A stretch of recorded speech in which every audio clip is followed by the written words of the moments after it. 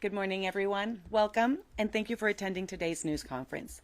In just a minute, you will hear from our speakers and have an opportunity to ask questions of them once they've delivered their prepared remarks. This news conference is being simulcast in Spanish on the ATXN SAP channel and online on ATXN3. Additionally, real-time Spanish closed captions are available on the ATXN3 live stream and on the app. Buenos días todos, bienvenidos y gracias por acompañarnos hoy en esta conferencia de prensa. En un momento escucharán a nuestros oradores y tendrán la oportunidad de hacerles preguntas una vez que hayan compartido sus comentarios sobre el asunto. Esta conferencia se está retransmitiendo simultáneamente en español en el canal SAP de ATXN, en línea en ATXN3. Subtítulos en español están disponibles en tiempo real en ATXN3 y también en el app. Mayor? Thank you. Thank you very much. And I want to thank everybody that's here from the media for joining us today. I'm Austin Mayor Kirk Watson, and I know that you are all aware that there are plans for protests on Saturday at the state capitol. I want you to know that the city of Austin and the Austin Police Department are prepared and ready to protect the First Amendment rights of people to peacefully protest. This is Austin, Texas, and people here are passionate. We have a strong tradition in Austin of peaceful assembly as the capital city of the state of Texas. Austinites care deeply about human rights and due process, and they have always and will always make their voices heard. We welcome and support that. What we won't tolerate, however, are threats to public safety, violence, and property destruction. Just as our Austin police are here to protect the rights of people to protest, they will maintain public safety, and there will be consequences for breaking the law. That said, I trust the people of Austin. I trust the people of Texas. I trust them, and like other Austinites, I count on them to make their voices heard peacefully. We trust them to do it in the right way. Because when activity becomes destructive or creates a danger for others, including police officers, you're doing damage to our city. Austinites know how to peacefully protest. And I have faith and trust in the Austin Police and in our police chief, Lisa Davis, who's here with me, and she'll speak in a moment. I have faith and trust in them that she and the other Austin officers will preserve the peace appropriately. They will be protective of those who want to express their point of view peacefully and will be protective of people and property. We are aware that the decision has been made to have the National Guard here to assist the Texas Department of Public Safety if deemed necessary on Saturday. I want you to know that that was not my decision or anyone's at the city, nor do we think it's necessary. Much of what you see out of Washington is an attempt to create fear and chaos. We should not play into these politics of fear. In Austin, we value the humanity of our immigrant community, and we recognize the fear some people want to create in that community. I want us to mitigate, reduce, or eliminate that fear and not play into that sort of politics. We must continue to assert our First Amendment rights to peacefully assemble and express our point of view without creating or adding to the negative consequences for real people already living in fear. So, please, assemble. Make your voices heard, but do so in a way that takes care of our city and the people, all the people who live here. Do not become a tool in someone else's production of chaos. And with that, I'll ask Chief Davis to say a few words. Chief. All for being here. I want to start by echoing a key message that the mayor just stated. APT takes the constitutional right to peacefully assemble seriously, and we will, as well as to allow the freedom of the press, while also ensuring public safety and the safety of our officers. It is a responsibility of the Austin Police Department to preserve the peace and protect life and property. As we've said before, unlawful violent behavior by agitators directed at members of our community and our officers will be addressed and will be held accountable. With that, I want our community to know we are prepared for the protests this Saturday. You will see an increased presence of officers. Our team is in direct contact with state and federal agencies and will work collaboratively with them as needed. We've also been in direct contact with event organizers through the use of dialogue policing. At the time of this press conference, I have a team of officers that are meeting with the organizers, several organizers from the event for Saturday. We'll remain in contact with them throughout the process, or throughout the protest as well. So this is the thing: you have to have a philosophy as a leader when you're dealing with issues like this, and this is a big deal. It has to be reasonable. So I'm looking at 4 philosophies that I have here with these protests. Reasonable. It's restricting the fewest freedoms possible. I want people to protest. I will be there with you. I will facilitate that as best I can. Peaceful protest and peaceful assembly. Disarming, limiting the use of force, the coercion, and intrusiveness. I don't want officers to have to make arrests. I don't want officers to use force. Focused, we need to target only harmful behaviors and conditions. So the goal is, within a crowd, agitators are really good at hiding behind people that are there to peacefully assemble. And what they do is they'll create this chaos. We're going to have targeted enforcement into those people and remove them from the protest and allow this protest to continue on. That's the goal. And then consistent, deploying predictable and unbiased tactics. That is our goal, and that's what we will do. We will be using all the resources we have available to us, from technology, motor units, bike patrol, mounted patrol, and our air unit. These resources, among others, will help us respond effectively to any unfolding events and quickly identify violent people in the crowd. Our department understands the importance of maintaining accountability and transparency, and we will be communicating essential information to our community during demonstrations in real time. To stay informed, keep an eye on APD's social media platforms: Facebook, Instagram, X, and APD in Espanol. If you choose to participate in the assemble, we urge you to do so peacefully.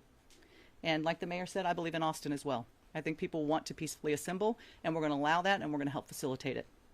If you witness suspicious or dangerous behavior, remove yourself from the situation and immediately call 911. In our department, we'll have a room of department personnel. We will have 911 calls that can come directly to us from anyone in the crowd that's calling, giving us information. Our top priority, again, is the safety of our community and our officers. So let's all work together and maintain peace and order as our community exercises their First Amendment right of free speech and peaceful assembly. Mayor? Thanks. We'll answer some questions if you all have questions. Will the National Guard just be there, or will they be called in, like by APD or DPS, if they're needed? I can answer the question, but she can probably answer the question better. DPS is the one that would have access to or make any contact with the National Guard. That will not be decisions made by the Austin Police Department. Austin, that is solely and exclusively in the purview of DPS. So you'd need to ask that question of DPS. Can you give us even sort of a rough idea of the difference in training between the Texas National Guard and perhaps an APD officer that might be there? Well, I'll make a quick comment. Yeah, Again, I'll make a quick comment about that. And I just heard her say we don't know that, but the quick comment that I would make is it's the difference between someone being trained to be in the military and someone being trained to provide law enforcement and be peace officers. And we can all imagine what the difference is in that. What we're talking about here is having at the ready a military force as opposed to a police force. You want to add No, I anything? think that's absolutely true. I guess I misunderstood. You were asking about the difference between an officer and someone in the National Guard. That's it. These are people that come in for the weekend. They get college money. They come and they serve their country, and that's a fantastic thing. But this community deserves well-trained police officers, community, and respect, and that's what we have. So when they're called in, again, they will not be called in by APD. Our goal is, and I know this for sure, we have the resources available to address this assembly ourselves. Do you disagree with the decision, and do you think it puts more of a chance on this protest of maybe going in a different direction? Well, I'll start with that, and I said just a minute ago that we disagree with that. I don't believe that we should militarize the streets of the capital city of the state of Texas. I think it sends a very poor message about the state of Texas. In my opinion, it chills peaceful, constitutional protected activity. It chills people wanting to engage in that. I think it is intended, or it certainly provides, I think, or provokes fear. And I think it's intended to, or provokes, by its nature, chaos. And so that's why I said in my opening comments, I disagree with this. And you've heard the chief now say, in a very forceful way, we ought to let the peace officers do the peace officers' job, and they can do that. We're prepared to do that. Did Governor Abbott notify you before announcing on social media? No. No.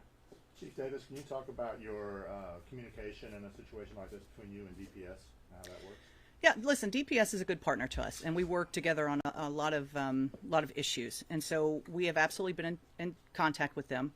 Their role is to protect the Capitol and to be at the Capitol, and they will be there if, I'm imagining if we got to a point where the highways, they would help with access to the highways. So again, they've been good partners, and we have talked to them, and we'll continue to talk with them. But as of now, their role is to, is for the Capitol. Chief, how would you say the department's response to protesters in May of 2020 is informing your strategy, your operations for this weekend? Yeah, looking at 2020, and I certainly have looked at video and doing research on applying for this job, you will not see a repeat of 2020. We are smarter. We are, we are reaching out to people. We have dialogue policing here now that we're bringing. And I'd love to talk more about that, of actually getting officers in and talking with people that are organizing this. These are the rules. These are the rules of engagement as we move forward, because they want to know, what do we do? How do we facilitate this help? And we are here to do that. They want to walk. They want to do all those things. We will be there. We will help facilitate that. And that's the difference. You are not going to see a repeat of 2020. What kind of crowd control devices can people expect officers to be armed with this weekend? Crowd control there's no devices. We have, tools that we have for everyday use that we have. If you could be more specific, do you mean? In 2020, officers were using these rifles that shot lead pellet bags. Yeah, so that is, we do not use bean bags. That is not something the officers have access to. Officers are equipped with their taser. We do have pepper spray if we need that. Those are the tools, but we do not use bean bags here. Can you talk about staffing on Friday? You talked about there being extra staffing. You talked about being prepared to take some of those agitators out, of what that looks like and what kind of space we're creating. Yeah, so this is the thing. And we have the staffing. There is no doubt about that. But you may not see us. This is the thing. In policing, it is about not being that visible, letting them peacefully assemble, right? And so, but having eyes on and making sure that there are no violent agitators in the crowd. We will be blocking off traffic. We will help them with our motors and escort them through town, however they want to do that, and facilitate that. But we will be looking for that violent behavior and removing, again, targeting those violent people and getting them removed from the area and allowing people to continue. That's the goal. You ended up with 4 officers injured. Yes, ma'am. On this last protest. Anything in hindsight that you would change or do differently that might keep that from happening? Yeah, I think that's it, is kind of that intel of getting, who has the rocks, and they're really good, agitators are really good, like I said, of kind of blending in with a crowd that want to peacefully assemble and causing that chaos. And that is something, just being on the lookout. We're going to use drones. We do have drones we're going to be using, and that was helpful to look at the federal building and identify who was spraying graffiti. So we're going to use that technology. That's been helpful. It allows the officers to remain outside until it is clear that we need to go in and remove someone. It just stays on Capitol grounds. What role does AP have versus DPS? Yeah, if it stays on Capitol grounds, we could be out on the peripheral just to make sure that it does not start. And if they do want to start marching, we could help facilitate that as far as traffic. We have time for one more question. I wanted to ask something. I came today because I'm urging my friends not to go. I don't think there is no such thing as peaceful protesting. I'm really concerned about tear gas being used, so I'm wondering if there's any way for you to advocate for that not to be done. Yeah, listen, at the end of the day, I want this to be a peaceful assembly. I truly do. And I will help facilitate that to the best of my ability. And I do think having dialogue with the people that are there, that makes a huge difference. To be able to have people that are organizing these to feel confident we're going to give them a phone number. Call me if you're recognizing someone in here, or they have a rock, or they're getting ready to attempt something, and we can remove people from the crowd. I don't want to fearmonger. I don't want to be that person. Let's have a peaceful assembly, but we'll be prepared. And the tear gas that was used, that was deployed by DPS. And again, I'm coming at this that we are going to have a peaceful event, but we're prepared, and that's it. And that's really the point. We want people, as I said in my opening comments, this is Austin, Texas. Part of what I love about Austin, Texas is our strong points of views, our passion, our caring about the humanity of the people that are here, and we want to protect. So a big part of what this is about is, as I indicated, please state your point of view. Please be willing to protest.